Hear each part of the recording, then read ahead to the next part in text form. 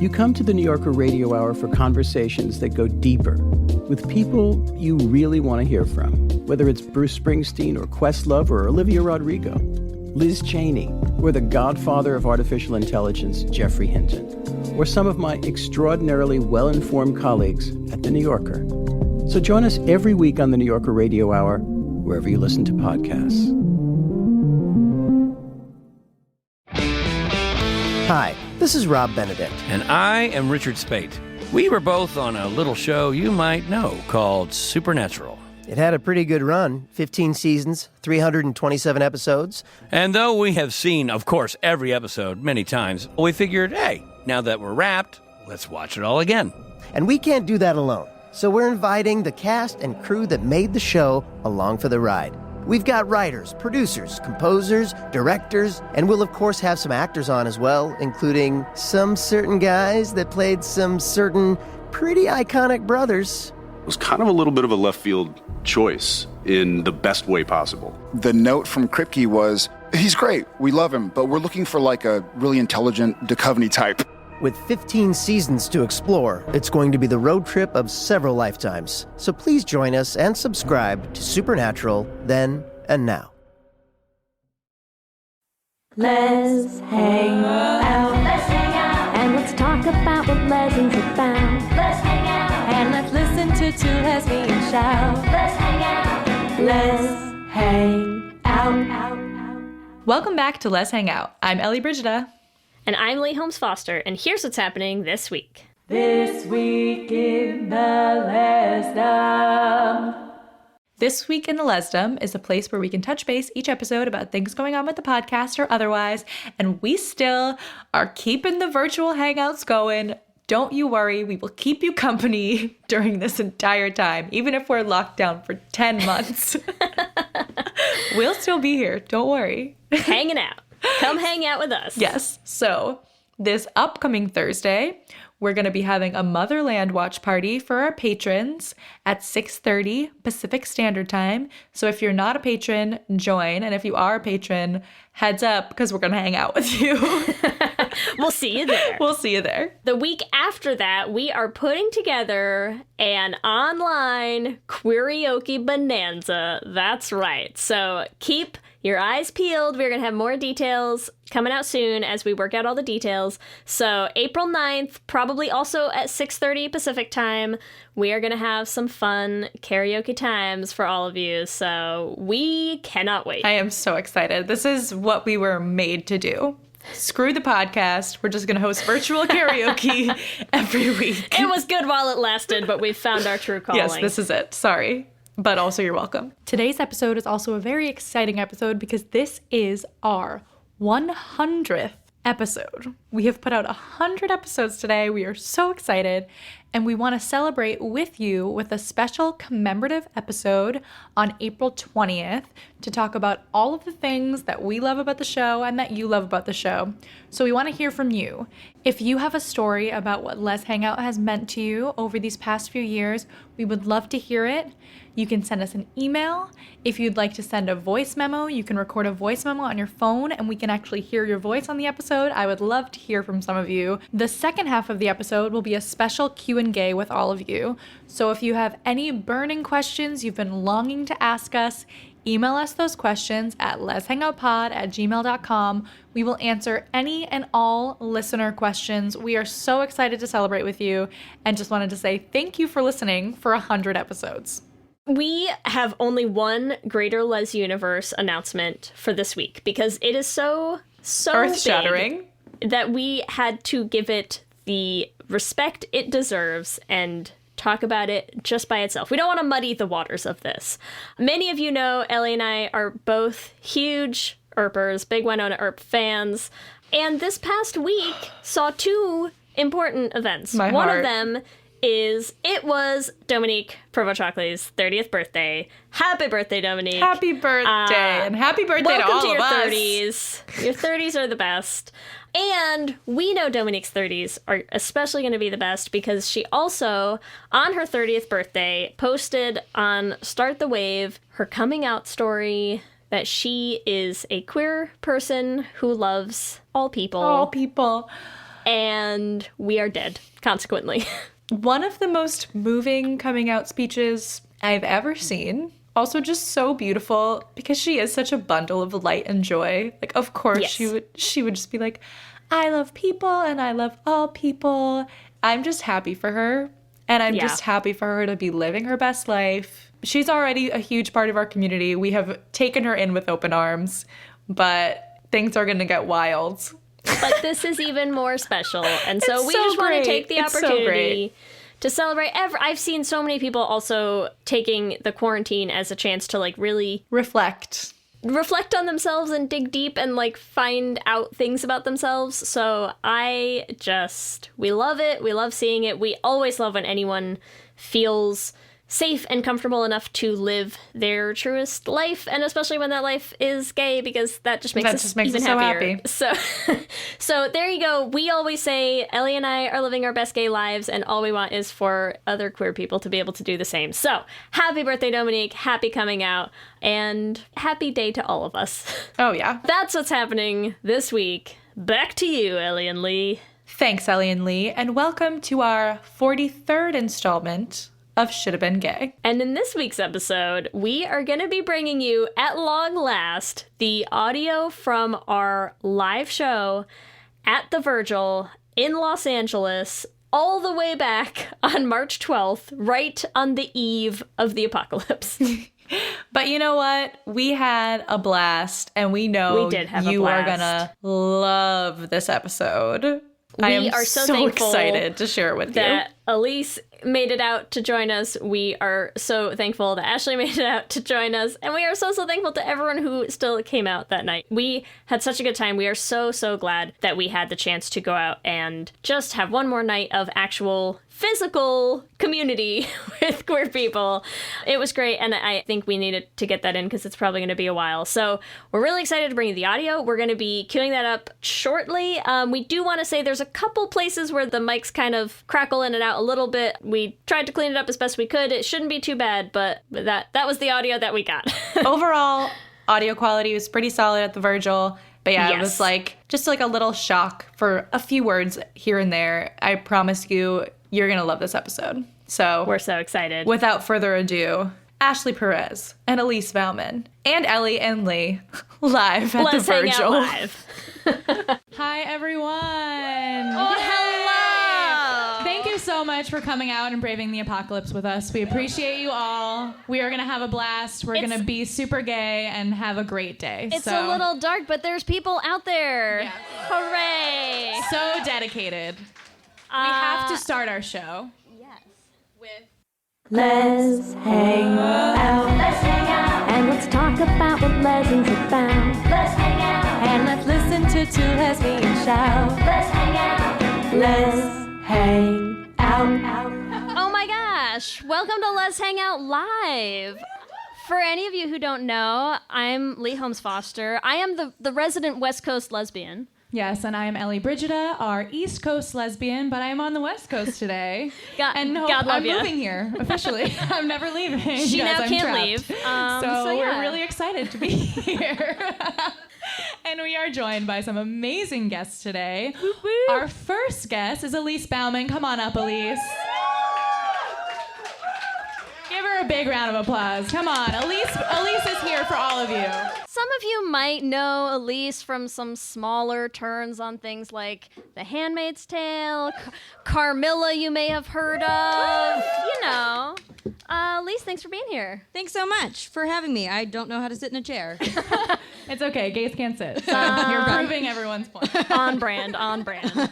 So we are going to be doing a couple segments tonight. They're called Should Have Been Gays. If you listen to the podcast, you may be familiar with how they run. Basically, everything's secretly gay. And we are going to tell you why. All of the many reasons. Oh, it was fun, it was great, but it should have been a little more gay. There you go. I love this soundboard that you have going on. This is really exciting for me. It's a lot for me right now, but I had a lot of coffee today, so I think I can run it. So for Elise, you picked your movie. You picked your segment. I made my own choice, like a big girl. Like a big girl. So Yeah. why don't we talk about what we're going to be covering right now? We are covering the smash early 2000s hit, 40 Days and 40 Nights. Yes. Yeah. The Josh Hartnett classic. Yeah. Classic lesbian film. Which, as we all know, pretty obviously should have been gay. We're going to get into why. Before we do, we like to start with our IMDb synopsis. So, for 40 Days and 40 Nights, the IMDb synopsis is as follows. After a brutal breakup, a young man vows to stay celibate during the 40 days of Lent, but finds the girl of his dreams and is unable to do anything about it.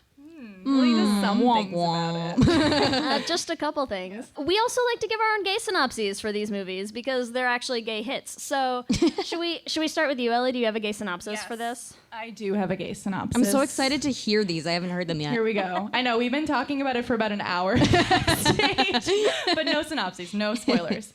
All right, here we go. A huge lesbian breaks up with her girlfriend and vows to stop having sex with anyone until she can find love again, and her name is Josh Hartnett. Elise, what about you? What's your gay synopsis? Okay, here's what we got. Following her dramatic breakup, in which her ex had an emotional affair, left her, and was married to a new partner within weeks, a young woman, played by Tessa Thompson, vows to stay celibate for the 30 days of Pride Month, but soon meets the woman of her dreams at a Silver Lake cafe. They engage in a tantalizing month of orgasm denial while falling deeply in love over shared stories of childhood trauma. That's what I came up with. I really like that you both recast this as an actual lesbian.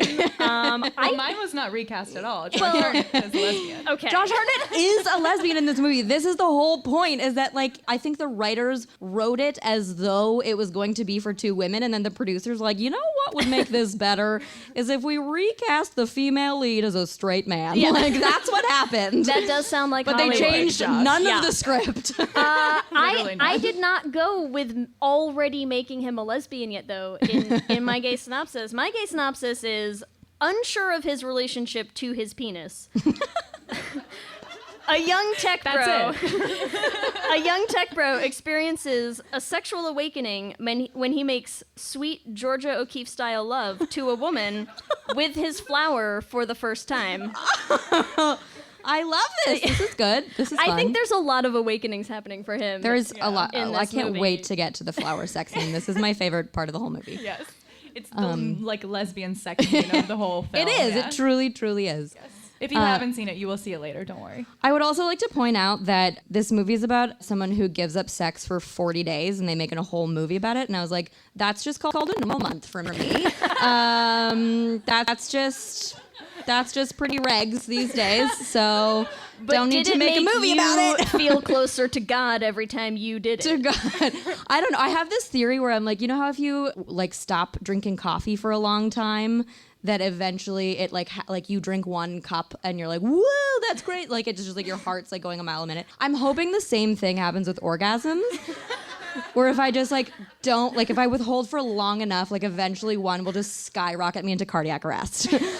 This is my exit plan for what's going on right now. I feel like coffee edging is not where I thought we were starting tonight, but there we go. I like to deep dive, you know. We're hitting the ground running. Josh Hartnett. So let's talk a little bit about, because you did ask to do this. So I did. We want to hear a little bit. What was your experience? What's your background with the movie? What's my emotional history with the movie 40 Days and 40 Nights? Well, okay, I would like to point out that Shannon Sosamon, who is the star of this movie, really, was part of my bisexual awakening as a teen person. I had a secret file folder of Shannon Sosamon photos on my parents' PC desktop. What was it called? What was the folder called? I think it was called like Fashion Inspo. To be fair, like these outfits, they're pretty really much wearing good. This one in the upper corner, so you Like, literally, I just need the grandpa jacket hat. is upstairs right now. Yeah. Yeah, I have like the over. Yeah, exactly.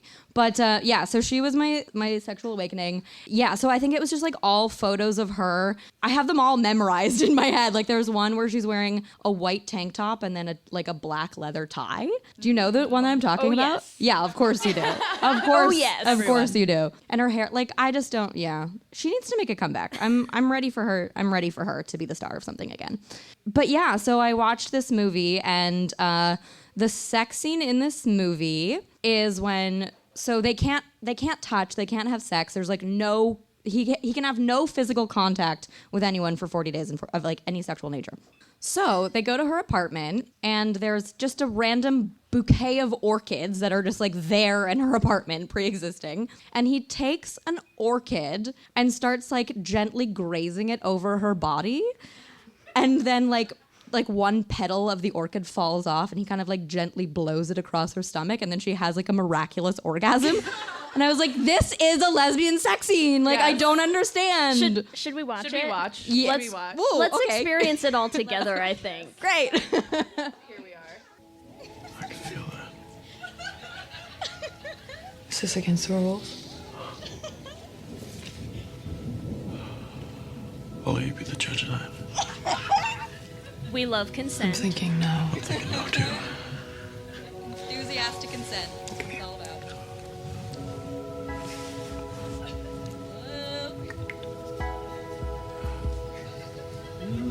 about. Like, what straight man wrote this and was like, this has to be like, what?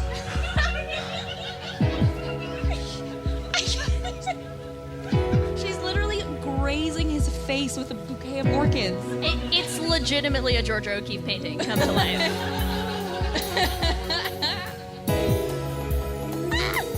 I can't even handle this.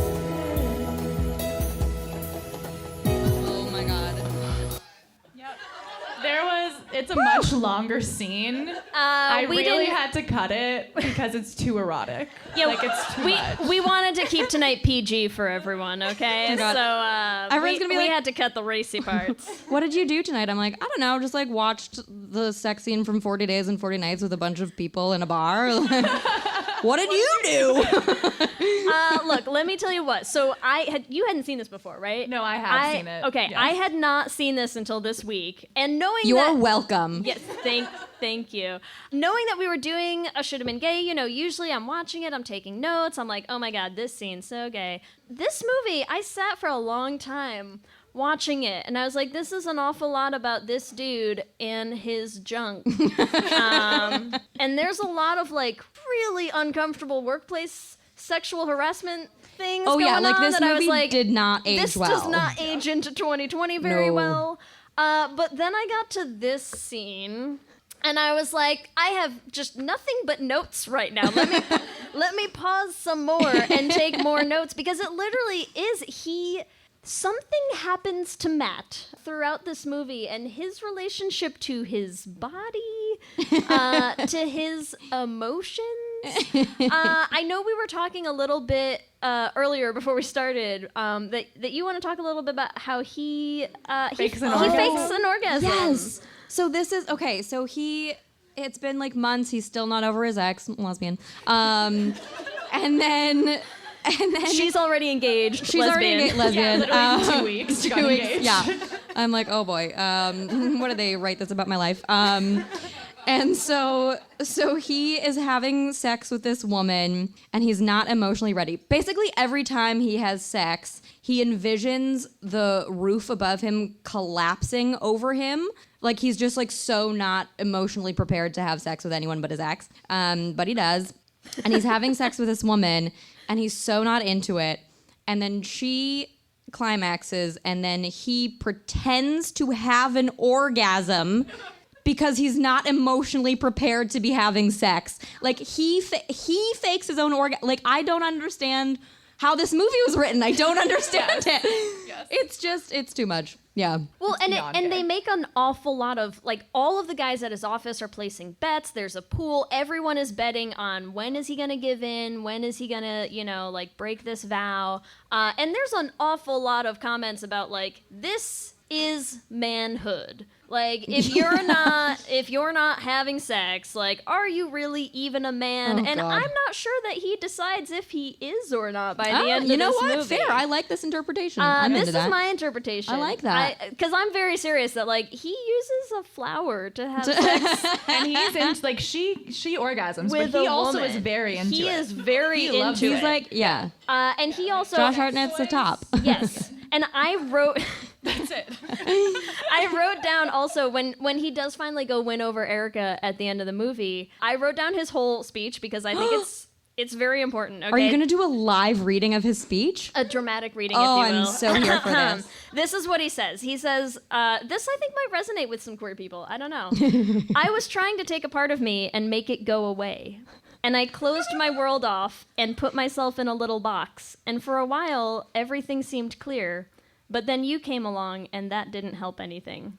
Gay. Like, what gay person has not thought that exact monologue before, right? My life didn't make sense. Right, like, I was trying to Oh take my this God. part of me and just shove it deep down and hide it in a box inside of me. And suddenly it became clear when I stopped having a penis and had sex with you via orchids.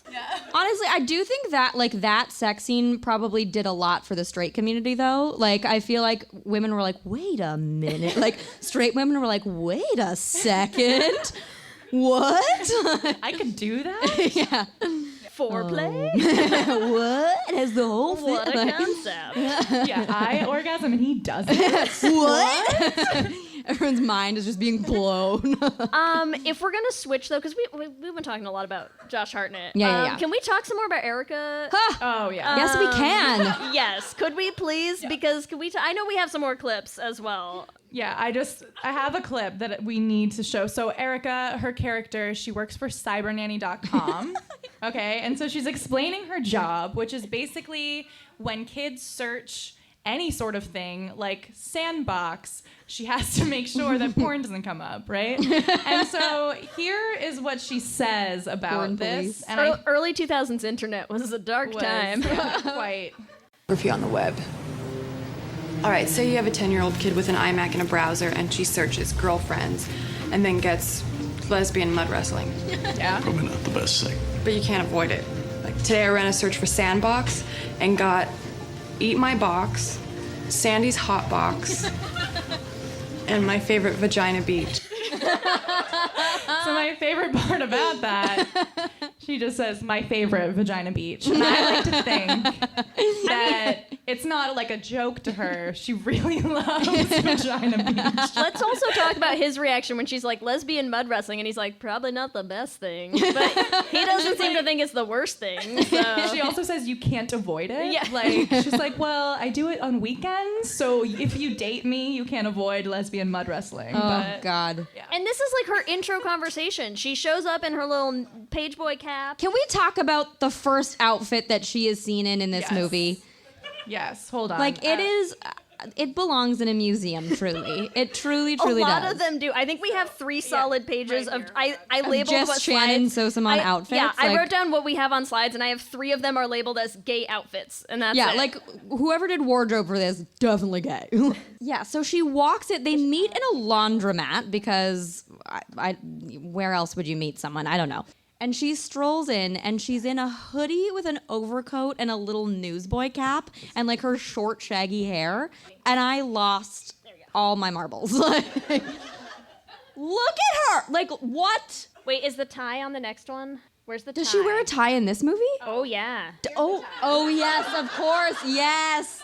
She's always in a fucking tie. Wait, she wears the tie while talking to her roommate. Her roommate. Okay, wait. First of all, we all felt the quotes. her roommate, played by Maggie Gyllenhaal, who we have featured on a previous Should Have Been Gay as well for her epic gay role in Mona Lisa Smile. But talking to her roommate, Sam. So I'm sorry, their names are Erica and Sam, and I just want to be like, gay people in the room, who knows that couple? I see hands. Yeah, like Someone's like, we're here tonight, actually. I'm Erica. She's Sam.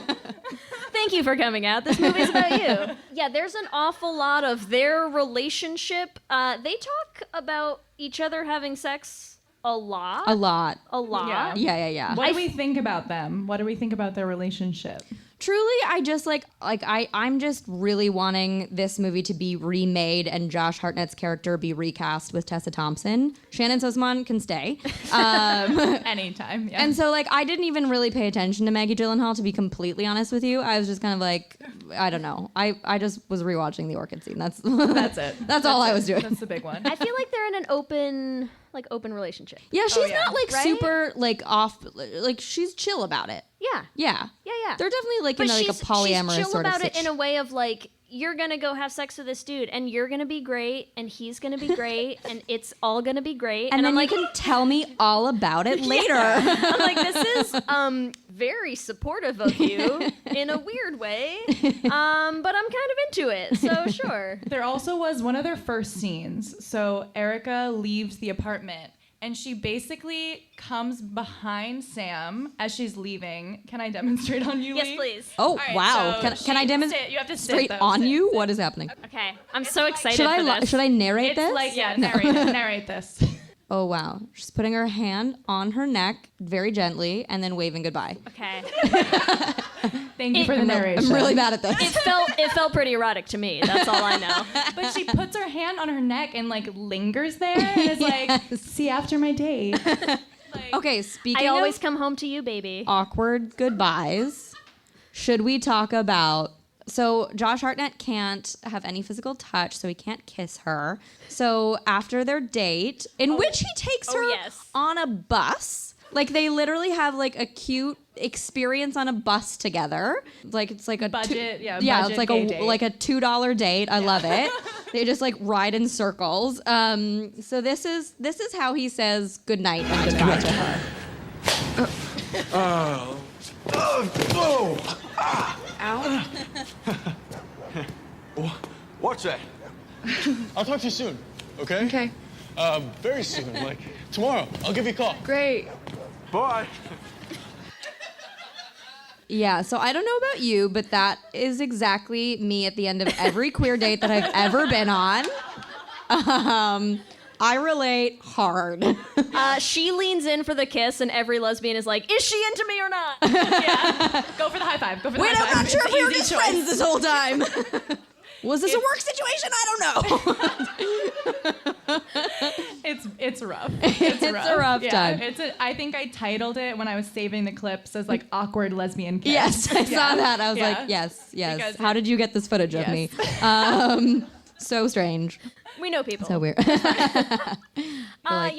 a super gay move. Yeah, it's very God. gay. On a slightly different note, I have to give this movie a shout out, just because I think it's the should have been gay that features the longest extended boner scene that we've had to date. In any of our should have been gays. In Why? any so of sorry our for should have been choosing this gays, movie. I feel like it should get an honorable mention for that, because that's not, it's Basically, less, this guy less gets common in these spiked with segments. Viagra and then has No, he doesn't even. His boss does. He yeah. just gets one and then can't get rid of it for 3 days. Oh yeah. Yeah, he wakes up in the morning. He goes to the office and has a meeting. It's a lot of bonus. It's a lot. I'm so sorry. I know every time you guys pick all these movies, it's pre-existing female friendships that should have been gay, and I'm like, here's a straight couple that should have been gay.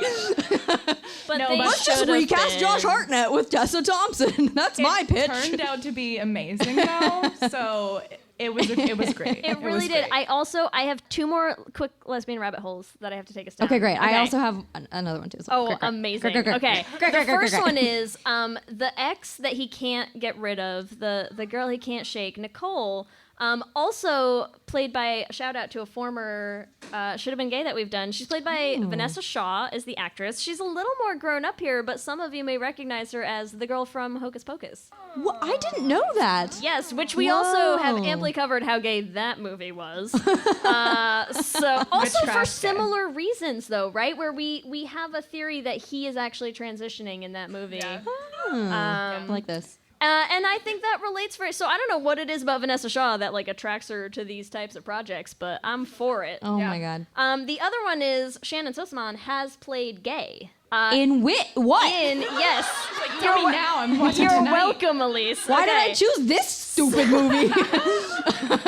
So she apparently played gay in a terrible soap opera called Mistresses. She played. Oh, and I watched it. It gets better, everyone. It gets better, okay? She plays a character named Alex who dates a character named Joss, played by Jess McCallan. Wowzers. Gay This is a icon. good Just rabbit none hole. of you watch Legends? Come on, people. Okay, thank you. Thank you. So that you was have a another great one? gay rabbit hole I found. I don't have a gay rabbit hole like that, but I did want to talk about those were good. You're how- gonna go look up the soap opera now, aren't you? I've heard Mistresses. it's like terrible. ingrained in my Yeah. brain already. Like Okay. that's for I sure just what wanna I'm going to prepare watch. you. Nothing I read said it was good. It's probably an American show, and I can watch it now before I return to Canada. Like Excellent. this is perfect Tomorrow. timing. Yeah, maybe. So I wanted to talk about the fact that there's all these bets going on. Everyone's like, you can't make it 40 days, and I'm like, trust me, it's easy. But yeah, everyone's like, you can't make it 40 days. But a bunch of people try to hook up with Josh Hartnett, and it just reminds me of like every time a queer woman becomes single, there's like this high-pitched vultures? siren that goes out that like only other queer women can hear, and they're like, "What was that? Like, did I just hear the bat signal? Is a queer woman single again?" And I feel like that's what happens is that everyone's like, gotta get in that window! Gotta get in that window before they're taken again! 40 days, is that how long That's it takes that's before how they long find someone else? that's how long the window is before a lesbian is in a new relationship. So everyone's like, oh, come on! Although Choose me, pick me! just to put it out there again, though, most of the people apparently hearing that signal are all of his colleagues. Yeah. It's yeah, a little yeah. uncomfortable. All of the Yeah. women that he works with at this tech company who show up to work in like teeny tiny little skirts and then make out with each other in front of him to try to get him to break his vow. Yeah, And I was like, can we include that? But then I was like, that's not even that's just purely the male gaze. Like we can't even count that as a lesbian kiss, I don't think. no, it really didn't count. But you know what was pretty gay? I know you have one more slide that I know we want to get to. Oh, yes, you do. Tell us a little bit about this, Ellie. Okay, this. so if you can see this slide, this is a craft, okay, that Josh Hartnett makes. There's flowers in the little box. Orchids, specifically. On the bottom, there's a bus for their first date. There's like this mural of her, like he painted her. It looks like he found her picture in a dictionary also. I don't know how he did that. Like but either it's that or a great. wanted ad. Like from her window, he took this picture. I don't know. But the point is, this proves Elise's point that this had to be a lesbian love story that they just randomly changed because what man makes a craft for his girlfriend that is this intricate and beautiful? And if you do, like, kudos to you. Good for you. You deserve all of the women in the world. You're one of the good ones. Yes, but literally insane how. And Trist was like it was the word that She defines for him. Yes. That's their thing that they have Oh together. my is they God. like to define At their like words. laundromat dates. And, oh my and she God. defines it for him as a meeting of lovers. So, you know, like, yeah, we get it. It's a he's meet cute. pulling out all the stops with this one. He is like, I am going to win her back Do you see via what crafts. Via craft. Do you see what I mean, though? This script was clearly written for a lesbian woman. Oh, couple. yeah. But then they were like, it's 2002. I don't know if we're ready. And so just make it Josh Hartnett instead. Yeah. But they changed nothing. Like, the Nothing else. entire script is so gay. So gay. And so I just, I think we can round it out. 40 Days and 40 Nights. Yeah. Should have been gay. Should have been gay. Yeah. Should have been gay. Yeah. The one yeah, thing should we can real all quick- agree on right now. Real quick before we finish, just because we do like to do ship names for our ships. Oh. So for our ship of Matt and Erica, would you rename Matt in your Tessa Thompson version? She would definitely be Nat. Okay. So it would be cool. Nat and Erica. Natrica. Natrica. Ooh. Nerica. Nerica. Ooh. Ericat. Ericat. That's pretty good. It works for both versions. This is good. I like that. That's Ericat. All right, so we have to do our audience participation portion of this. Okay, What okay. are our two top? Ericat And Ericat last names. and Hers is Sutton. Natrica. Hers is Sutton, and he doesn't get one. Ericat and Natrica. Those are the choices. Okay, All right. okay. All right, so if you like Natrica, give us a cheer. Oh, thanks, Ashley. Wow. Thanks, Ashley. Wow. One person. If you like We're all about Ericat, Mariah There we go. Carey haircut. Of sweeping victory. Has been decided. Yes. Elise, thank you so much. Thank you Thanks so for much. coming out during the apocalypse. Thank you guys for having and joining me. us.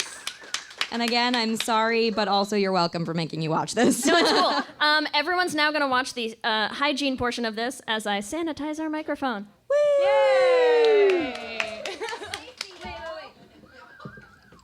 I'm not even kidding. I'm so glad that's going to be captured on the podcast as well. Yeah. I'll give Elise a huge round of applause. Oh, yes. Oh, thank you. And you're so good at sanitizing as well. Right. Oh man, I'm excited for this next one. We have a lot of feelings about this next segment. Ellie and I were thinking, we have these two awesome movies that people requested. What do we do that's gonna stand up to these hits? Yeah. So we went with what's near and dear to our hearts. Spice World, baby. And we're gonna talk a little bit about the 1997 hit classic, Spice World. Yes.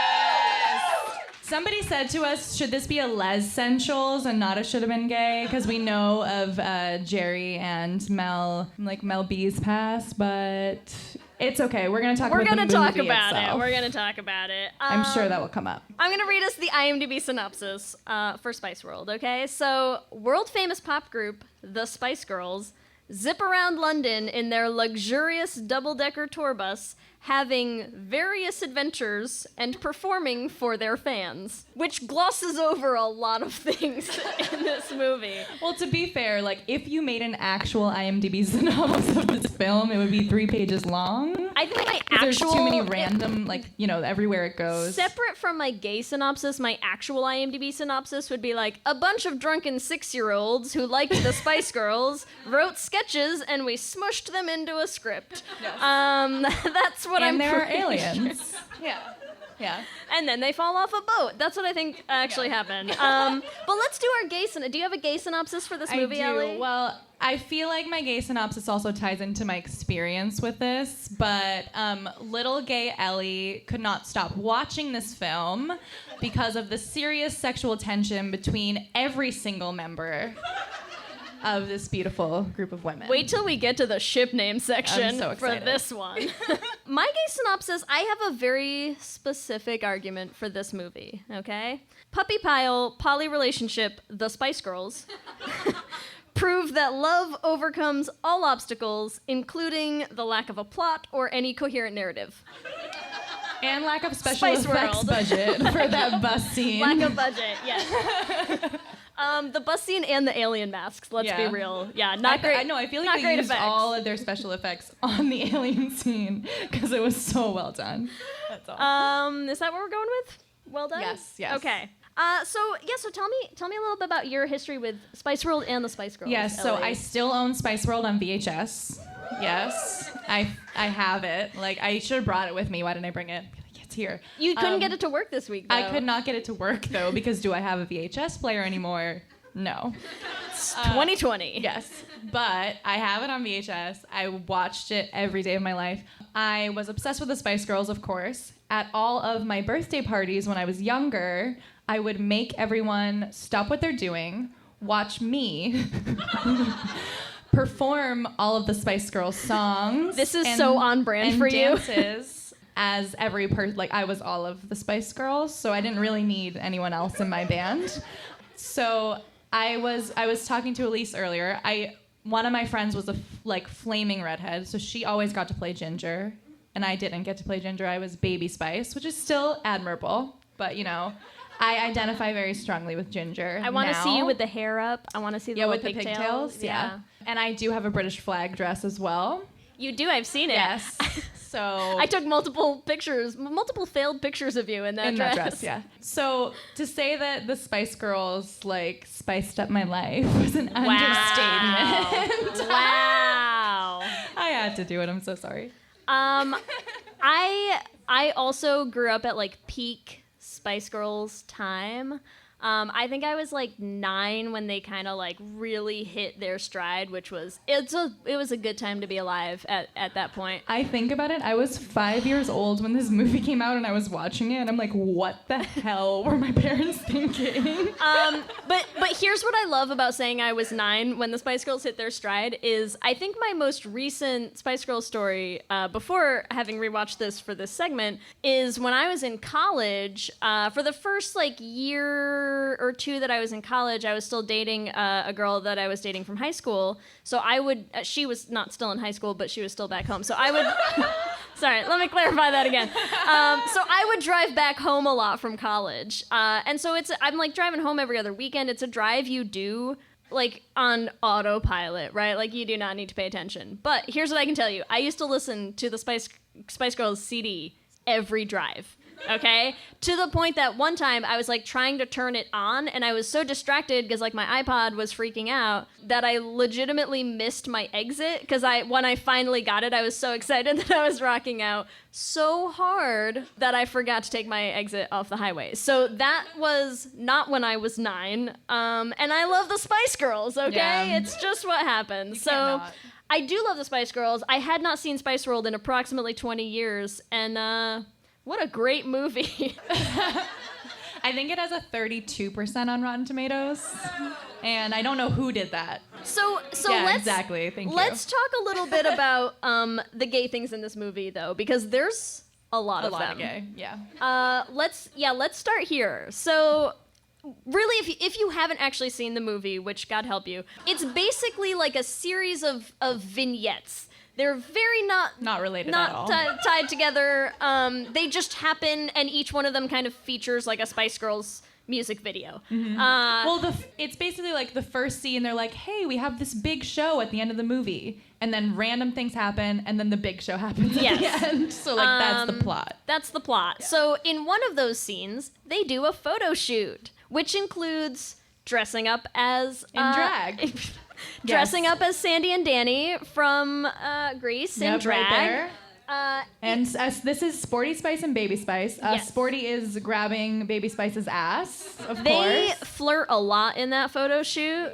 It also features them all dressing as each other, so they each kind of like shift to another person's outfits. My favorite one also is this bottom corner where Sporty Spice has been packing. So she pulls a sock out. You can see a sock that Baby Spice has pulled out. They are going full on drag here. So they do not shy away from that. And they're just giggling like two schoolgirls in love. They are in love.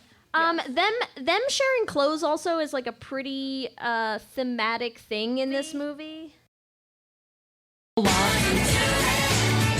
horoscopes. I don't believe Number 1, horoscopes. See, you wouldn't because you're an Aquarian. Aquarians don't believe in anything. Well, I don't believe that either. Oh, no, I can't find my boot. I think I've lost Spice being gay. It's always the same. I never know what to wear. Yeah, it must be really hard for you, Victoria. You know, trying to decide whether to wear the little Gucci dress, or the little Gucci dress. Exactly. I know. Why don't you wear the little Gucci dress? That's a good idea. Thanks, Em.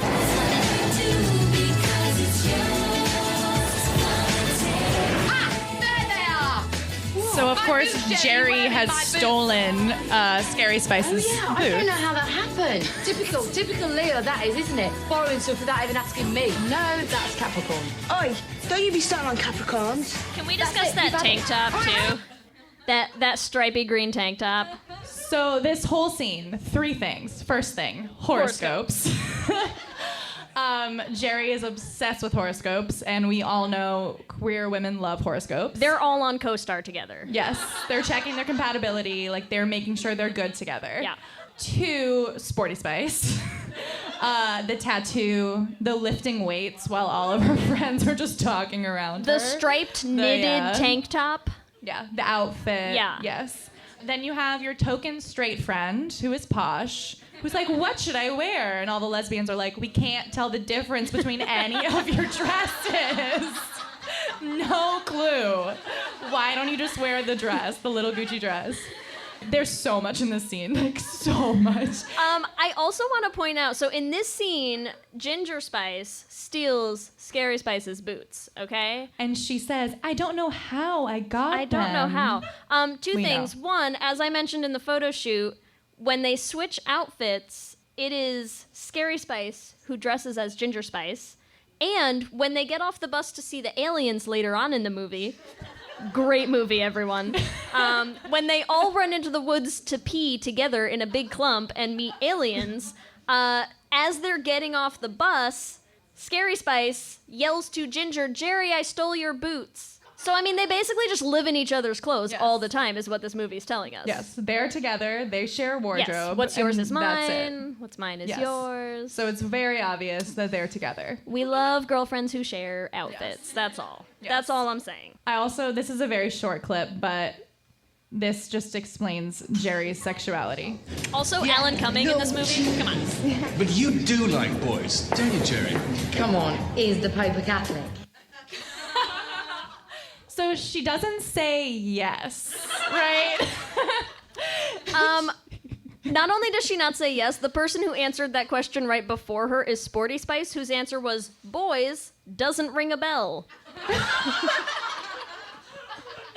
The whole conversation is just Alan Cumming, also like gay icon, trying to be like, so lesbians or are we? Yes. And she, like a true queer woman, like completely dodges the question. Is the Pope Catholic? Is he? I don't know, Jerry. I don't know. It's very obvious to me. They're against boys a couple other times in this movie. Should we get to? I think that's the next slide too. So they show up for a show that they're gonna do in Italy, and they have these backup dancers that show up looking like this. And as soon as those backup dancers show up, they stop the show. They're like, cut rehearsal. What is happening? We cannot have these topless, built men dancing behind us, okay? And every single one of them has a negative reaction to these boys. All of them. Every single one. All of them, So, including Baby Spice. Yeah. Baby Spice has a conversation with one of the guys, one of the dancers, legitimately outlining. She has a bullet-pointed list of like 15 different reasons that there is no room in her bed for him. Like, I have a stuffed hippopotamus in my bed, and then I have... Sporty Spice is in my bed. Sporty Spice is in my bed. I have sometimes Pasha's in my bed. I don't know, but there's definitely no room for you. I'm pretty sure that's the exact line. I didn't write it down. It's something like that. She literally says there's no room in my There's bed. That's no not an room for exaggeration. you. And then we have Sporty Spice, who's just saying like, no, we're not doing this. We have this iconic spacesuit that Scary Spice is wearing, and you can see Ginger is looking at her, and they're both like, we're not gonna threesome tonight, or no, we don't. We're not doing it. You can see in their faces that they're like, okay, not with this. And I would say our only relatively straight character is okay with it, which is Posh. They make a lot of pointed eye contact in this movie, for sure. A lot. They really are not happy with those half-naked men. Baby Spice also makes a great face. She like touches one of their chests at the end of that conversation and then literally like recoils in disgust. So they're super into boys is what we're saying. They love boys, yes. Hi, I'm Laura Cathcart-Robbins, and I am the host and creator of the podcast, Only One in the Room. Every week, my co-host Scott Slaughter and I invite you to join us and lose yourself in someone's only one story. The Only One in the Room has a wide variety of guests, from prisoners to abuse survivors to swingers. With 21 seasons and counting, we guarantee that Only One in the Room will have a story that you'll connect with. This podcast is for anyone who has ever felt alone in a room full of people, which is to say that this podcast is for everyone. Hi, I'm Jennifer, a co-founder of the Go Kid Go Network. At Go Kid Go, putting kids first is at the heart of every show that we produce. That's why we're so excited to introduce a brand new show to our network called The Search for the Silver Lining, a fantasy adventure series about a spirited young girl named Isla who time travels to the mythical land of Camelot. During her journey, Isla meets new friends, including King Arthur and his Knights of the Round Table, and learns valuable life lessons with every quest, sword fight, and dragon ride. Positive and uplifting stories remind us all about the importance of kindness, friendship, honesty, and positivity. Join me and an all-star cast of actors including Liam Neeson, Emily Blunt, Kristen Bell, Chris Hemsworth, among many others, and welcoming the Search for the Silver Lining podcast to the Go Kid Go network by listening today. Look for the Search for the Silver Lining on Spotify, Apple, or wherever you get your podcasts. At Radiolab, we love nothing more than nerding out about science, neuroscience, chemistry. But we do also like to get into other kinds of stories. Stories about policing or politics, country music, hockey, sex, of bugs. Regardless of whether we're looking at science or not science, we bring a rigorous curiosity to get you the answers. And hopefully make you see the world anew. Radiolab, adventures on the edge of what we think we know. Wherever you get your podcasts. There's a lot going on right now. Mounting economic inequality, threats to democracy, environmental disaster, the sour stench of chaos in the air. I'm Brooke Gladstone, host of WNYC's On the Media. Want to understand the reasons and the meanings of the narratives that led us here, and maybe how to head them off at the pass? That's On the Media's specialty. Take a listen wherever you get your podcasts. This next scene that I really want to talk about is when they are in a flashback scene and they're singing Wannabe, which is the best. This is actually not how the Spice Girls were created. If anyone doesn't know, the Spice Girls were created by a competition. Yeah, in a lab. In a lab. They put sugar and spice and everything. And everything gay, and yes. They put it and they shook it up. Okay. But we like to pretend this is how the Spice Girls started in this random cafe. And look at these outfits. Okay, so we have Baby Spice in a tie and an oversized sweater. We have Sporty Spice in a bandana and braids. We have Jerry in this, overalls outfit, which I'm pretty sure I've worn before. We have Scary Spice is in a jean jacket. Oh, yeah. Gay. And then I can't see Posh, probably wearing something straight again. Probably, I'm sorry. Probably a Gucci dress. The other important thing that I want to talk about in this scene, if anyone's not familiar with the song Wannabe, I would just, because it's going to be important for what we're getting to in the next slide, which is my argument for who I ship in this movie, okay? So let's just review real quick the lyrics to that song, okay? If you want to be my lover, you gotta get with my friends. Now look, I'm not saying that there's hard evidence in front of our faces that they are all in a polyamorous relationship with each other just from this scene alone, but let's take a look at the next clip, shall we? Our apologies.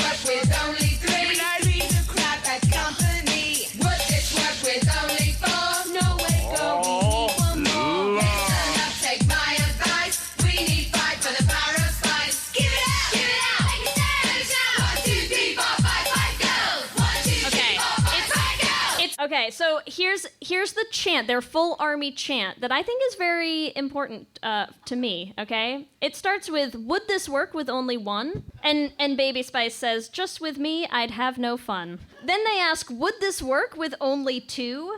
We need more for what we do. Would this work with only three? Three's a crowd, bad company. Would this work with only four? No way, girl, we need one more. Listen up, take my advice. We need 5 for the power of spice. They're telling you they're all in a relationship together. And if you want to be her lover, you got to get with all her 5 of her friends. Okay? That's all it. I'm saying. This whole movie is them in a beautiful relationship. They are in bed together. Look at them cuddling up in one bed. We have another clip over here. So when we get to the creepy haunted house scene, where the guy comes out of the toilet. We all know that scene, right? Yeah, climbs out of their toilet. So they all get in bed together, which they're very comfortable in bed together, clearly. And then there was this scene that I captured in the bottom. Can everyone see that scene? Baby Spice and Posh basically kissing. Because Posh wants to make sure that Baby's okay. Yeah. Because of course she does, because they're in a loving polyamorous relationship. Because they're in a polyamorous relationship. Also, I want you all to know, in my gay synopsis, I mentioned puppy pile relationship. Yes, I looked up poly terms for all of you. So that is when all of the members of a polyamorous relationship are all sleeping with each other. So there It's you go. called a puppy pile? It's called a puppy pile. That is so cute. I learned things for today, okay? We all learned and things I today. think it applies here pretty well because look at them, they're so cute. They have a flash forward dream sequence where they're all dreaming about what if they were parents, and in that dream they all have kids. They're all raising their kids together in one house. Okay, no men pictured anywhere, or discussed. Anywhere to be found. No. They also have a friend who's pregnant who asks them to all be the godmothers to her baby. You can't pick just one. Can't pick just one because they all come as a unit. And they celebrate by taking her to what I'm pretty sure is like the gayest bar ever, full of mostly women. So true. This is just a picture of the Spice Force 5, just because look at them. That's really just for all of you. I don't know what's gay about it except that we all love it. That's really it. And same thing with this. Let's talk about this beautiful family photo, okay? You tell me these people are not all dating each other. Like, I'm Except sorry. for Jerry, like, why is Jerry so sad? No, look at whose hand is on Jerry's leg, okay? Like, I'm sorry, Jerry's in there. She's part of this, okay? They're all part of this. It's their family, It's really beautiful. everyone. It's really their beautiful. family. I'm gonna call them the Spices. I think they're a beautiful family unit. That's your ship name for all of the Spices? The Spices. The Spice family. I Family Spice. love the polyamorous aspect that you got going on, but I also have specific pairings. Okay, let's talk about some of Because I feel those. like there's some chemistry between. Can we just leave this up behind us? And Yes. we'll talk about some of We can put the those. lights back on. Okay. There's just very strong chemistry between certain members. I agree. So for me, it's clearly Jerry and Mel B. We know this because also everyone knows. So for me, it's Ginger and Scary together. And then definitely Posh and Baby, but also Baby and Sporty. So, because clearly we can see Baby and Sporty are together in this picture. There's a connection There's happening. a connection there. Yeah. And I feel like Posh is a little bit like, she will, like, she's like, if I have to join, like, I'll join the puppy pile. You're saying she's a pillow princess. I get it. Yes, but she's like, I don't feel like she's actively going for any of the other Spices. So for me, I guess it's Baby and Sporty, especially because the chemistry they have in this picture and just like in that first wannabe scene, and then Jerry and Mel B. So I guess, let's see, Scary and Ginger. So Skinger. You So almost bad. managed to say it So before bad. realizing how bad it was. So bad. So bad. Do we want to do like their names? Yeah, like, we could do their real names because that's bad. It's hard because there's What the about two Gel B? Mels. Gel B. Gel B. Oh, I love that. Okay, I redeemed myself. We're okay. And way better then- than Skinger. It just, I don't know. Wait, First wait, thing, but let's leave it up to the audience, okay? Who wants to vote for Skinger? Gel B. Oh, so it's Ginger. Thank you, everyone. They're gaming the system now. Oh, no. Okay, but I have one important thing, which is I hope you all didn't think we were going to do Spice World and not have a musical interlude for you, right? Also, shout out to our former guest of the pod, Danny Prakaski, who brought us a guitar tonight. Woo-woo. I can't see anything, but I know you're out there. You're very tall. You're easy to find. Thank you, Annalise, for your guitar. You're our hero, because we don't live in LA. We wanted to write a Spice Girls song to be just a little bit more explicitly queer. Even more explicitly queer than If You Want to Be My Lover, You Gotta Get With My Friends. So what we did is we wrote a classic queer love story that I think many queer women will relate to about the speed with which our relationships usually progress. We're gonna get real cozy to sing I this know, too, and because I have the lyrics. Sorry. All right.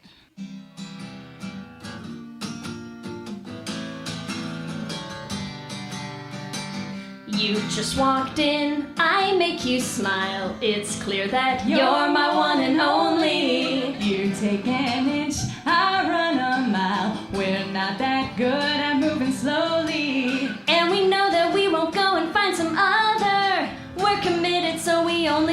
each other. You know the gaze, it's not a phase. We're gonna be in love forever. No such thing as moving too fast.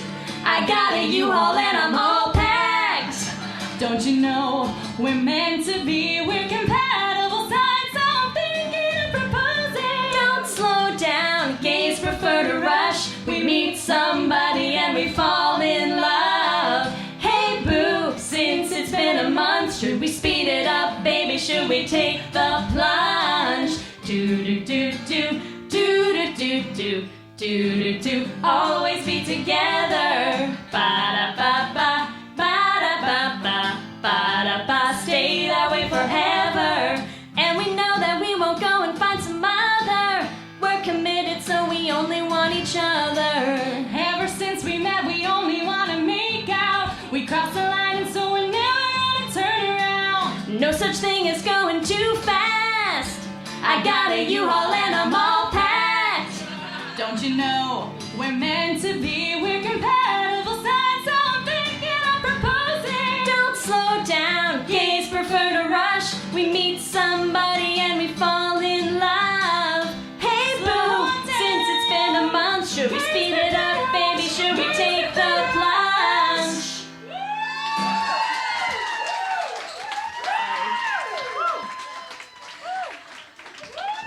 Our U-Haul anthem. Thank you, Spice Girls. Okay, while Ellie's putting the guitar away, why don't we go ahead and bring up our next guest? You might recognize her from a few things, from BuzzFeed, from the podcast Queer as Fiction. Let's bring up Ashley Perez. Thank you so much, Ashley. We are so excited to have you Hello. here. I have so many thoughts on what we just saw. I forgot how much I love the Spice Girls, and I have something to show you guys. It's on a very small screen. Add on. I may or may not have met Baby Spice. Oh my God. Stop it. And the biggest fight I ever got into with my father was whether the Beatles or the Spice Girls would have more impact on society. We all know the answer to that. And then 1 year later, the Spice Girls broke up, and I contemplated ending my 7-year-old life. I have all of the dolls still unopened, and I have those little books. Did you guys ever have the books? I had the Spice Girls Polaroid. I had the erasers. I truly, and the Spice Girls episode of Pen 15 is hard for me to watch because it's so accurate. Ugh. In fact, I was not allowed to be Sporty Spice even though I was so gay. I had to be Clifford because I had 6 friends, and Clifford is their manager in the movie. Did you get the long coat, like the blazer that goes down to your knees? And I would have to be like, girls. You do make a good Clifford. Thank you very much. Wow. I wish we are unfortunately not here I to know. talk about Spice Girls. I wish we could just keep talking about Spice Girls all night. But you went ahead and picked a different movie, Ashley. So go ahead, tell everyone what movie you perhaps chose. the gayest movie of 2019. It really was, yeah. It is a movie starring the one and only Mackenzie Davis, also known as Yorkie from San Junipero. Perhaps the best lesbian thing we've ever seen. This is a very low microphone, and I have back issues. Tilt it up. Just gently. Sound is on the way. Don't worry. That is too high. That is perfect. Thank you. It's a Goldilocks special episode. Don't Oh. worry. Okay. You guys want to watch this for an hour? Yeah. So Terminator Dark Fate. Have I ever seen any of the other Terminators? No. Did I see a poster of Mackenzie Davis's arms and go, what is that? I'm going to watch it. Yes.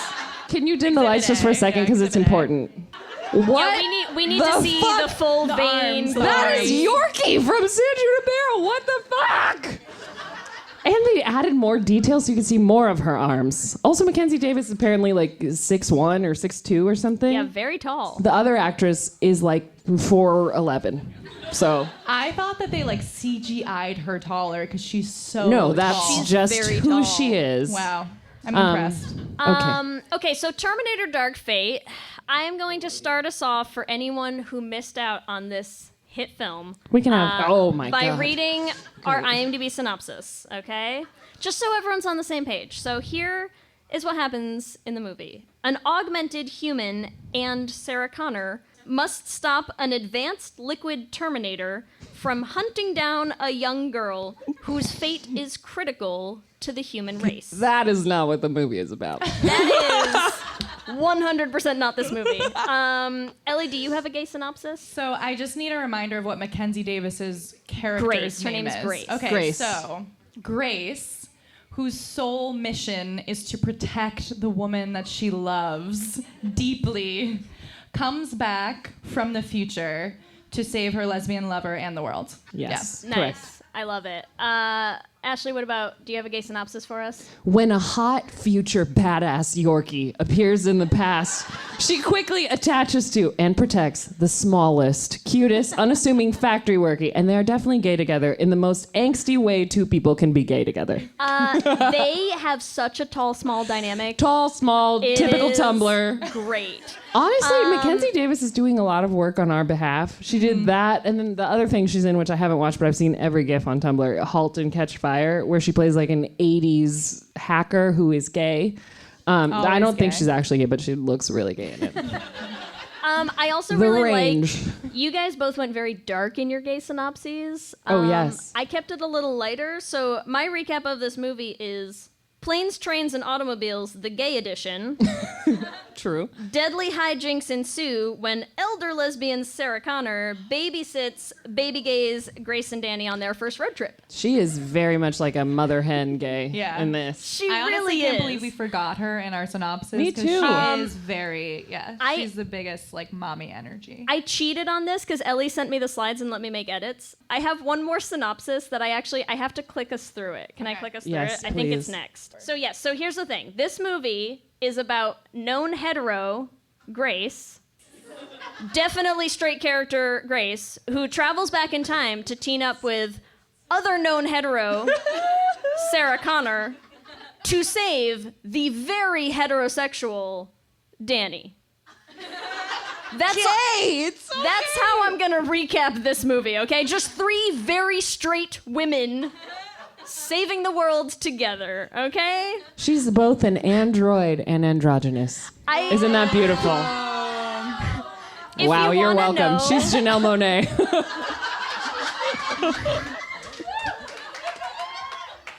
We're packing it in there. We'll all go home now.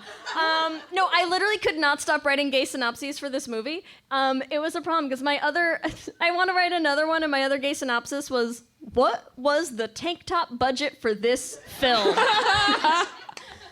Seriously, though. tanks. You guys, So I watched this movie many. twice in theaters, and I have not seen any other Terminator. I was like, I need to go evidence. back and watch this again. And I was like, sir, do you have this in slow motion?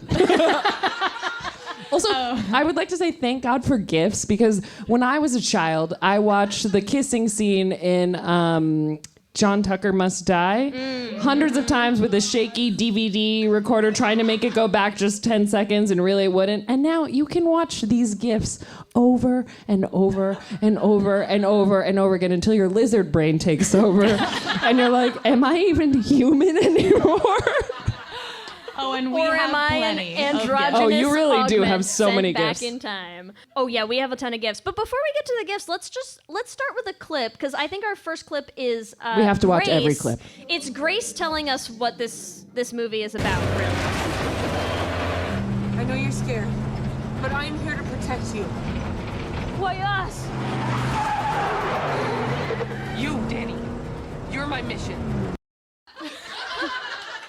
Yeah, fuck you, Diego. You die real early in this movie. Excuse me? You're my mission. Oh my God. Mackenzie Davis is so hot in this movie. And then It's intense. the amount of times Mackenzie Davis grabs Danny, like, she's like, her whole body envelops her. Oh my God, should we just watch the whole movie? I'm literally speechless. Okay, wait. Before we talk about all of the gentle, loving touches, Oh my God. I just Of which have, there are many. So many. I just want to play the next clip real quick, because this is where I had to like stop the movie. Also, it's been the hardest mission of my life to try and convince lesbian women to watch this movie. They're like, ew, why? Why would I do that? I'm like, go watch it. Okay, so let me set the scene here. So they basically, Grace has come to save Danny by like kidnapping her. Her whole family has just been slaughtered. Sarah Connor has descended upon them and like thrown a grenade, which she tenderly protected Danny from. They end up in this motel. They're like camping out in this hotel, and Danny has gone to try to go get some food in the form of chips for them, and she comes back to this scene. What? Walking me out of the room? Sometimes They're mommies touching. and daddies have to have grown-up discussions. Sometimes mommies and daddies So you're here to More like protect her. zaddies. have Yeah, to have zaddies. grown-up What are you? discussions. Wait, this part. Never seen one like you before. Almost human. I am human. Just enhanced. You are right about that, my friend. Said every queer person ever, basically. Yeah.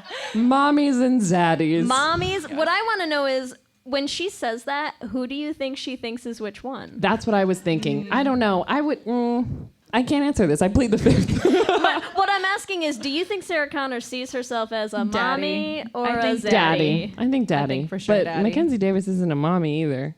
I don't know. Sometimes daddies and zaddies. Did you see the have gentle to touch? Do you see how many times throughout the whole movie, she's like, pardon me, may I? She's like, just like always, You just ask always for a consent, little- like from the Yeah, curtain. because yes. Yeah. Just for all I'm of those modeling listening at home, to just the to children know that Ashley is asking for consent from a curtain, to touch a curtain gently. which is great. Yeah. Yes. Yes, Grace volunteered to become a augmented human, so she is like basically a cyborg. I also read augmented human as queer person. Yes, queer person, Right? 100% Ooh, I love enhanced that. human. Enhanced, we Human, are but a enhanced little bit humans. better, actually. Yeah. We are. So gay. Yeah.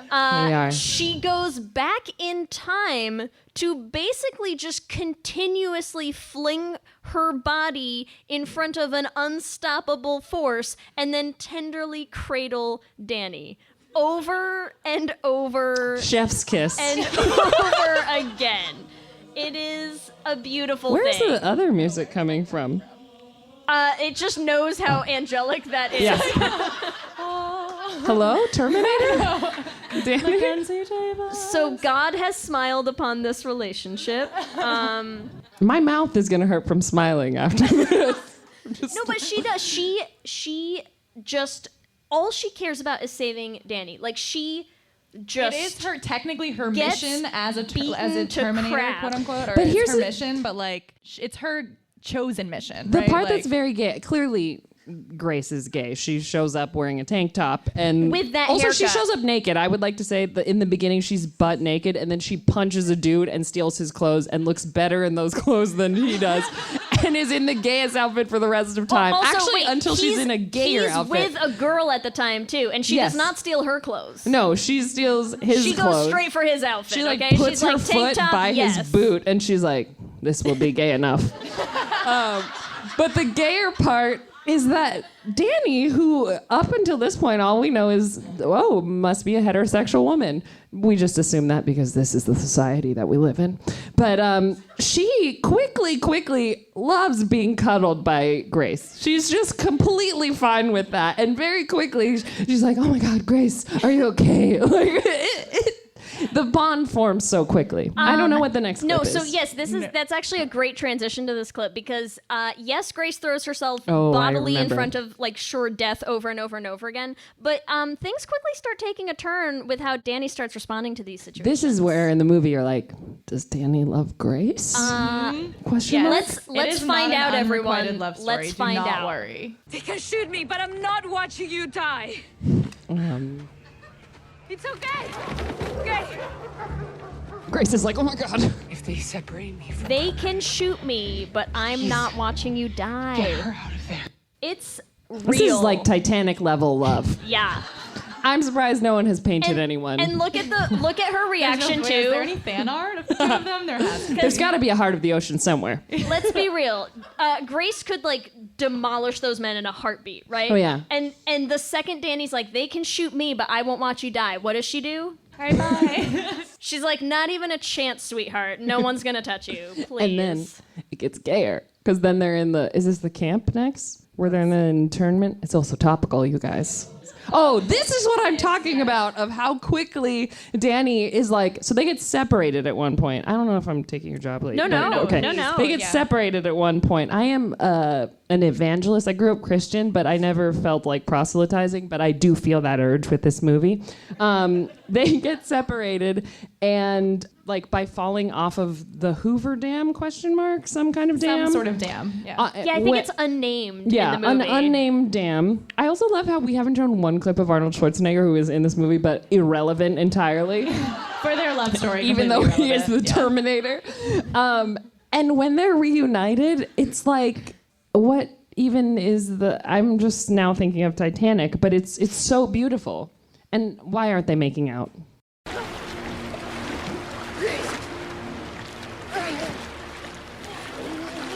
Yay!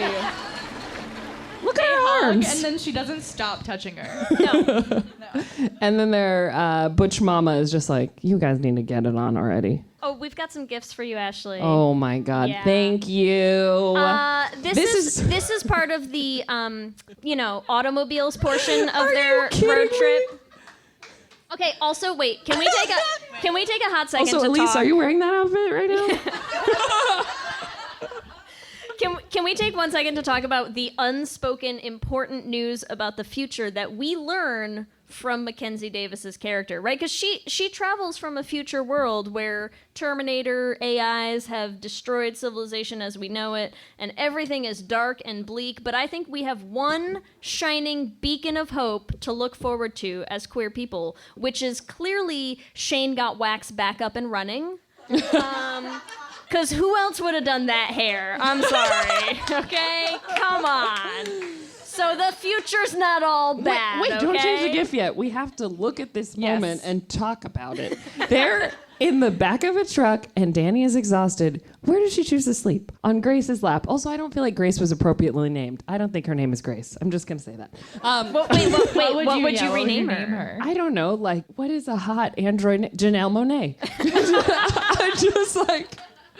Okay, one of my friends, one time we were really drunk on my birthday, and she was across the pool from me, and she goes, Ashley, come here. So I swam all the way to her, and she goes, get this, Janelle Monáe. And it was maybe the best moment of my entire life. She's just fucking staring at her. This is exactly why I went to see the movie a second time, because this takes place in like 0.01 seconds in the theater. And I was like, I think I just hallucinated that moment because it's way too canonically gay. But it's in there and it's in this GIF. They've also known each other for approximately 4 hours at this point. Which is exactly how long it takes a lesbian to fall in love. Yeah, to get a lesbian's lap. That's it. Yes. Are we just going to go through the GIFs now? Oh, yeah. Oh, my God, the GIFs. This is a gift for all of us. Oh my fucking God. Let's start with the top left. Let's go in order, yeah. What in the fuck? Okay, also, that's a bunny rabbit, not a human.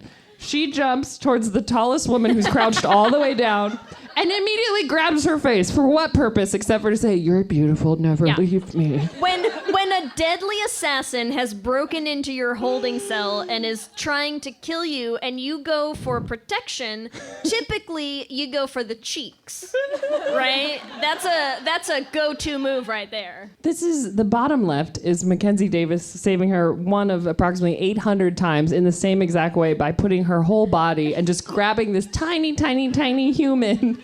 And look at the tenderness. Yeah, even in the explosion, she's like, I love you. Oh my God. And then she's like, our love is on fire. Yeah, they're essentially marsupials the entire movie because little Danny is like, thank you. I will koala onto you. And then this GIF I forgot about. And I had a heart attack watching this clip again. Also, look at Sarah Connor in the back being like, yeah, touch her arms. Wait. Can we also discuss a new tank top here, okay? New tank top from maybe Arnold Schwarzenegger? Question mark where the tank top came from. And then also, what is happening with the hair?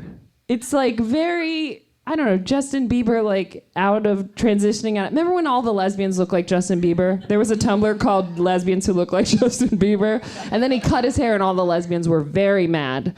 And I feel like this haircut is the transition between those two phases of Justin Bieber's hair. Maybe Grace was trying to look back at like old social media things to figure out how to fit in. She's like, what do lesbians to look the past? like And now? she just she was just off. Yeah, she was like off by a couple of years, and she ended up with that. You know. I need to get my hands on the script because as a writer, I want to know if these tender touches were scripted or if the actors were just constantly making a choice to touch each other in this manner. What we're saying is, if you have the script, we will pay you. Yes, send it to me. I love too. So this one is obviously Grace teaching Danny how to use a gun. And is this actually teaching her how to use a gun by stroking her arms? Is that like, here's how you use a gun. Slowly move your hands back on another woman's arm. She cannot help herself. Then Cannot you will stop. shoot. Like She's like, you will come and then shoot. we have had so much like lesbian orgasms here with just no via like, touch. Yeah, just unfortunately, she didn't have an orchid with her. Yes. So she was like, I'll use my beautiful hands. Close enough. That's in the sequel, Ashley. That's in the sequel. Yes. There are more gifts. Can you believe it? Don't worry. Oh my God. Okay, that is okay. Oh, okay. Yes. So yeah, let's talk about that part that we want to forget. This top gift. So what we learn later in the movie is Grace has very strong, tender feelings towards Danny because in the future past, Danny saves her life. So what we are looking at right here are what Ellie and I usually call tiny little dykelings. So this is Danny in what will be her future and baby Grace in her past, which with a bowl cut, with still looking epic like Justin hair, Bieber. Okay.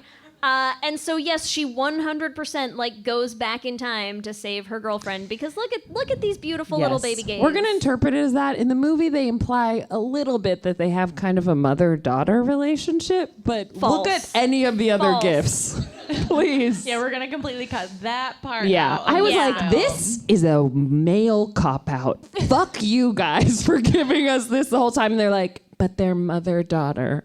And that's why men have the Oedipus complex.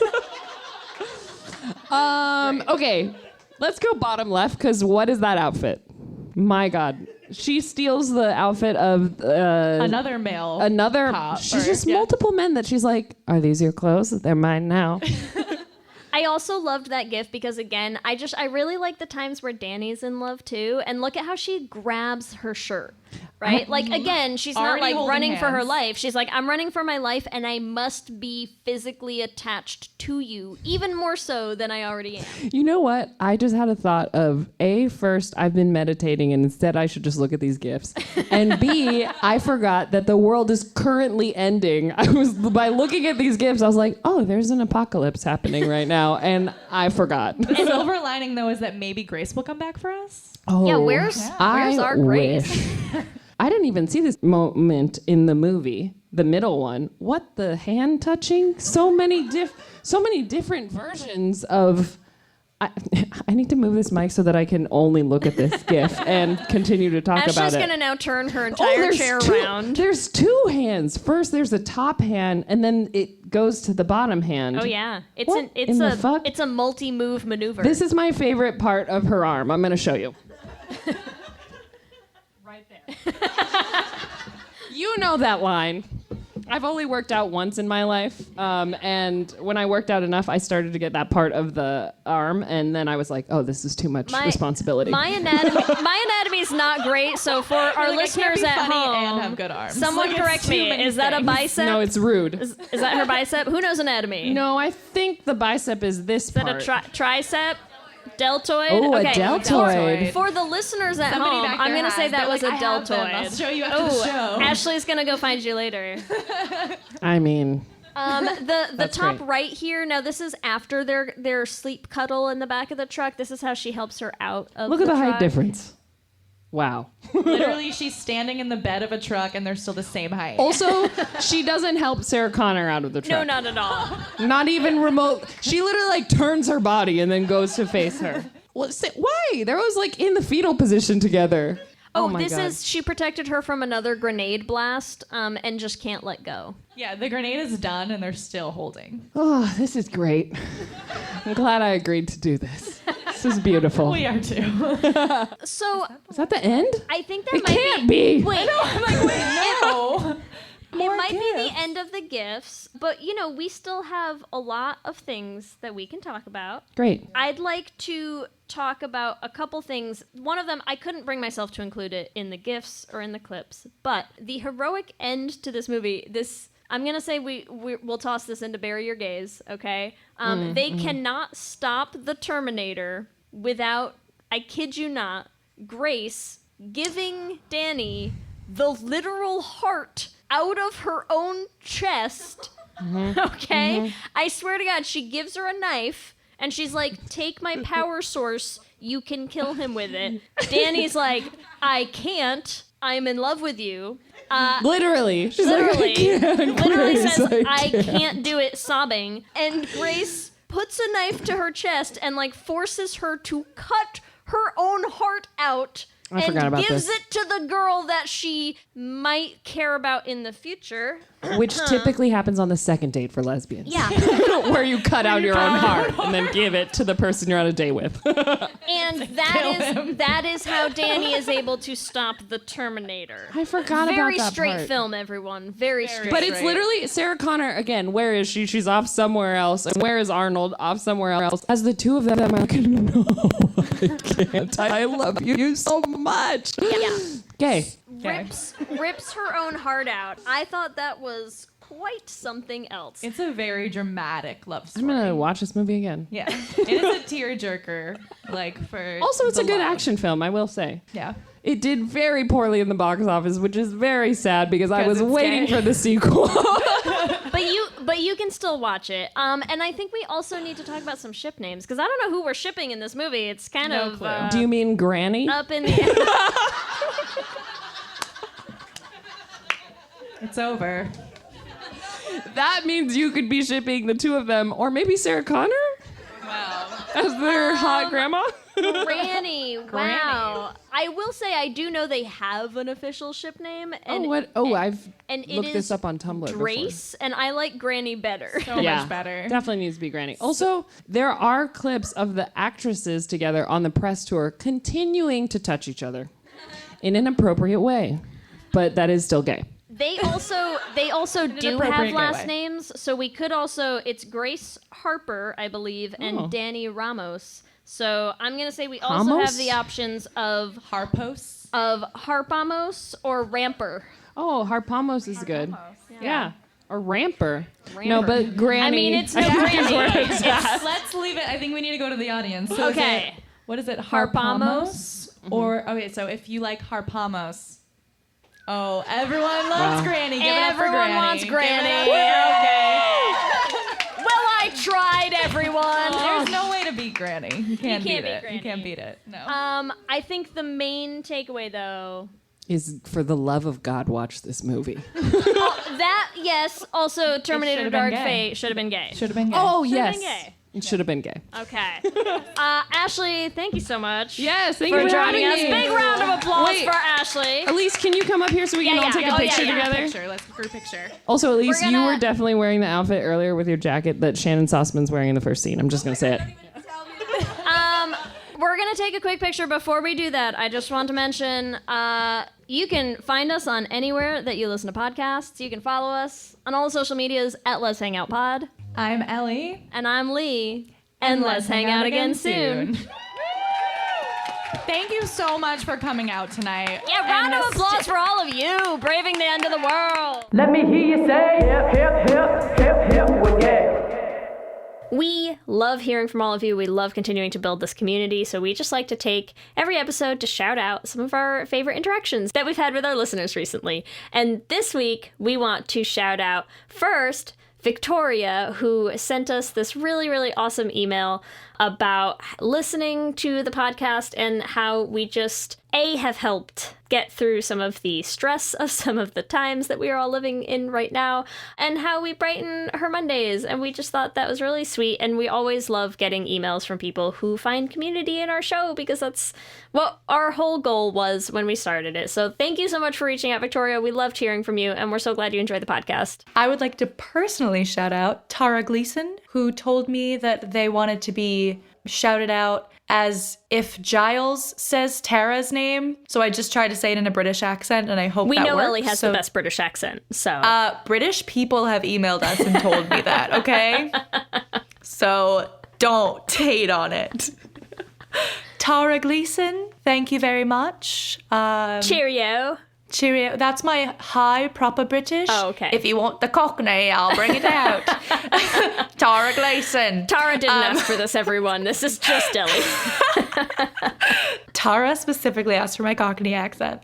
But the real thing I wanted to talk about Tara is we actually had a really nice talk on Instagram. So I just wanted to shout them out. And they also became a Lesbian Jesus patron right after that talk. So I want to say thank you. Great segue into our Lesbian Jesus patrons. So a big thank you to all of our Lesbian Jesus patrons, starting with Tanya Ferguson, Jess Klaus, Danny Griswold, Sarah and Julia, Carrie Ann Lawrence, Mark Foster, Danny Gunluck Tamora, Audrey O'Connor, Alana Rosen, Kayla Kelly, Leah Henley, Tara Gleason, and our newest King Princess patron, Lizette Stye. Welcome to King Princess, Zette. Happy to have you here. And our other favorite King Princess patrons, Amy and Ellen. Amy and Ellen. And at our sponsorship at level, Wendy K. Bartlett.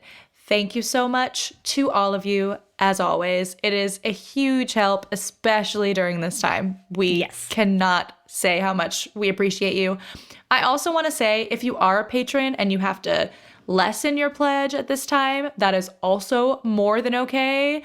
We know that people are dealing with a lot of different financial things right now. No matter at what level you're at, we love you so much. And even if you are just a listener who loves us and isn't part of our Patreon, we also love you. So don't worry about any sort of financial things. We know it's a very difficult time for everyone. Please don't add any stress. Not from us. Remember, you can also find us on all the social medias, Instagram, Facebook, and Twitter at Let's Hang Out Pod. You can email us at letshangoutpod@gmail.com. Or you can check out our website at letshangoutpod.com. Make sure you subscribe so you'll be the first to know when new episodes drop. We also are still putting videos up on our YouTube channel, so make sure that you subscribe at youtube.com/letshangoutpod to catch them. If you want to support the podcast, you can rate and review us on iTunes. I know you all have a lot of extra time on your hands, so go rate and review us. It's the easiest and freest way to let other people know how much you love us. If you want to join our Patreon, we are trying to increase our events for our patrons right now while we're all stuck in our houses. So you have all sorts of fun perks that we're trying to keep putting out during these dark, dark times. You can find that at bit.ly/lespatreon. If you want to get some Les Hangout merch, you can do that at bit.ly/lesshop. We have just promoted our intern, Kayla, to the head of our merch shop. So you're going to be seeing a lot more from our merch, and I'm excited to see what Kayla has to do with it. bit.ly/lesshop. If you want to follow us individually, you can find me on Instagram and Twitter at LSHFoster. And you can find me on Instagram and Twitter at Ellie Brigida. With that, I'm Ellie. And I'm Lee. And let's hang out again soon. Let's hang out. Ladies and gentlemen. What are you doing? What do you mean? Just keep it simple. I'm making the promo. Just keep it simple. Just say, hey, we're the Brav Bros. Two guys that talk about Bravo. Ladies and gentlemen, boys and girls, we're the Brav Bros. No. Oh. Dude, stop with the voice. Just keep it simple. I've seen promos on TV, dude. This is how you get the fans engaged. This is how you get listeners. We're trying to get listeners here. If we just say, oh, we're two dudes that talk about Bravo, people are going to get tired of it already. We need some oomph.